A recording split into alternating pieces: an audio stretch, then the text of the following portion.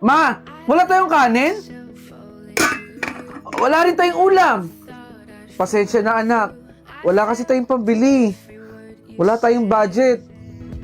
Bakit hindi niyo po sinabi sa akin agad, ma? Eh di sana nakabili dapat ako ng bigas saka ng ulam natin. Wala rin kasi akong pan-text. Naubusan ako ng load. Para i-text Okay, ka. sige. May pera ako dito. Oh, eto ma. Kinita ko to ngayong araw eh. 3,000? Ipambili mo po to ng bigas at ng ulam natin, ha? Sa susunod ma, sabihan mo ko. Para naman nabibili ko yung mga pangangailangan natin dito. Salamat ah. Saan kaya galing to? Bakit siya may perang ganito? Pakitignan nga po dyan sa gilid ng TV. Meron po ako nilagay na pera dyan. Pakibilang po. 5,000? Tama po. 5,000 po ang nilagay ko dyan. Bakit parang ang laki naman ito, anak?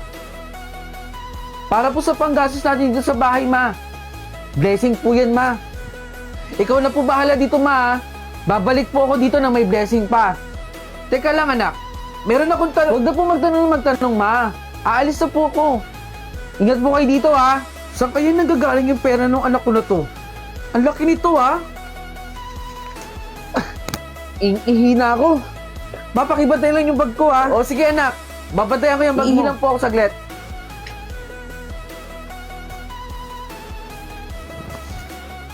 Ang dami niyang pera. Saan nanggagaling to? May bisyo kaya yung anak ko? Ba't ang dami nito? Grabe. Relaxing talaga pag nakaingi na. Nak! Ano ba ginagawa niyo sa bag ko? Bakit ang dami mong pera? Nagtataka na naman po ba kayo? Paulit-ulit ko pong sasabihin sa inyo na blessing po yan. Akin na nga po yung bag ko. Si mama naman eh. Sabi ko bantayan lang eh, hindi pa kailaman eh. Alis na po ako. Eh, ayoko pa kasing sabihin kina mama eh. Alam mo, malalaman at malalaman din naman nila to, pero hindi sa ngayong panahon. O so, sige, aalis na ako. Baka mahuli pa ako ni mama dito eh. Bye na.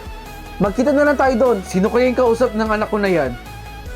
Tsaka ano yung hindi ko dapat malaman? Masundan nga. Sige po, pantay lang po ah. Sa inyo po. Ma! Nak!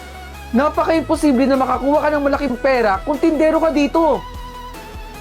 Hindi po ma. Sa akin po to. Itong lugawan na to. Nilihim ko po sa inyo. Kasi bala ko pong isurpresa kayo eh. Pasensya na po. Ano ba naman to? Gabundok na rito yung basura. Hoy Mare! Anong ginagawa mo sa bahay ng duwende? Anong bahay ng duwende? Eh basura na to eh. Gabundok na nga eh. Bakit mo sinisira? Hindi mo ba alam na baka pwede kang gantihan nila? Naniniwala ka pa rin sa ganyan? Pwes ako, hindi ako naniniwala sa mga ganyan. Hindi yan totoo. Okay, sige. Ikaw bahala ha. Basta ako, nagpaalala ko sa'yo na pwede ka nilang gantihan ng hindi maganda. Eh basta ako, lilinisin ko tong gabundok na basura na to. Sirain mo na. Bahala ka sa buhay mo. Bahala ka rin sa buhay mo. Grabe nitong gabundok na to eh. Mamaya na ako mag-lipstick, may tumatawag pala. Hello? Oo naman no, pupunta ako dyan bukas na bukas din. Okay, sige, see you, bye! Pag-lipstick na nga. Nasaan na yung lipstick ko? Bakit nawala? Josh! Nakita mo ba yung lipstick ko dito? Ma, hindi ko po alam yan, naglalaro po ako dito. Saglit nga lang, hahanapin ko. Asa ba yung lipstick ko dito? Hoy! Laro tayo!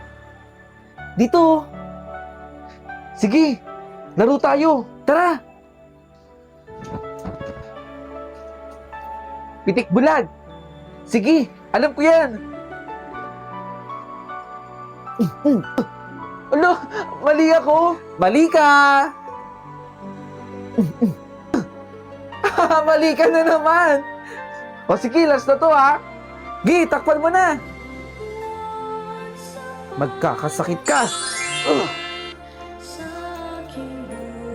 Hoy Josh, matulog ka na. Asan na siya? Matulog ka na at mukhang nakikipaglaro ka pa dyan ha? Sino ba kalaro mo? matulog ka na. Opo. Matutulog na po. Alis ako saglit. Bye.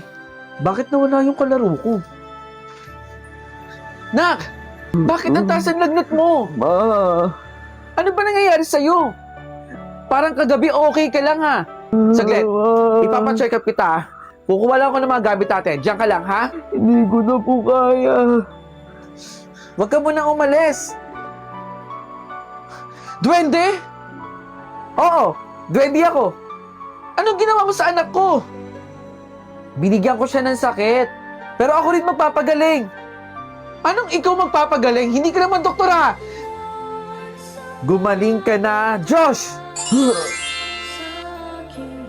Nak! Okay ka na. Okay na po ata ako. Magaling na siya. Advice ko lang po, rumispeto po tayo ha. At wag po basta-basta naninira ng bahay. Bye-bye po!